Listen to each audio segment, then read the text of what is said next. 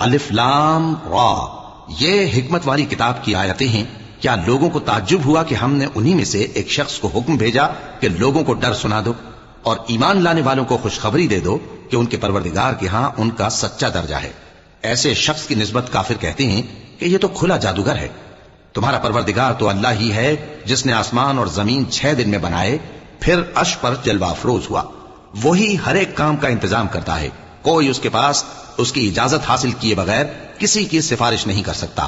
یہی اللہ تمہارا پروردگار ہے، تو اسی کی عبادت کرو۔ بھلا تم غور کیوں نہیں کرتے؟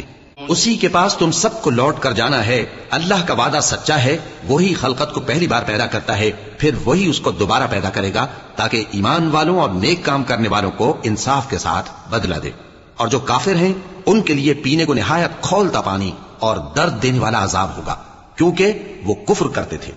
وہی تو ہے جس نے سورج کو خوب روشن اور چاند کو بھی منور بنایا اور چاند کی منزلیں مقرر کی تاکہ تم برسوں کا شمار اور کاموں کا حساب معلوم کرو۔ یہ سب کچھ اللہ نے تدبیر سے پیدا کیا ہے، سمجھنے والوں کے لیے وہ اپنی آیتیں کھول کھول کر بیان فرماتا ہے۔ رات اور دن کے ایک دوسرے کے پیچھے آنے جانے میں اور جو چیزیں اللہ نے آسمان اور زمین میں پیدا کی ہیں سب میں ڈرنے والوں کے لیے نشانیاں ہیں۔ جن لوگوں کو ہم سے ملنے کی توقع نہیں اور دنیا کی زندگی سے خوش اور اسی پر مطمئن ہو بیٹھے اور ہماری نشانیوں سے غافل ہو رہی ہیں، ان کا ٹھکانہ ان اعمال کے سبب جو وہ کرتے ہیں دوزخ ہے۔ اور جو لوگ ایمان لائے اور نیک کام کرتے رہے ان کو ان کا پروردگار ان کے ایمان کی وجہ سے جنتوں میں پہنچا دے گا، ان کے نیچے نعمت کے باغوں میں نہریں بہ رہی ہوں گی۔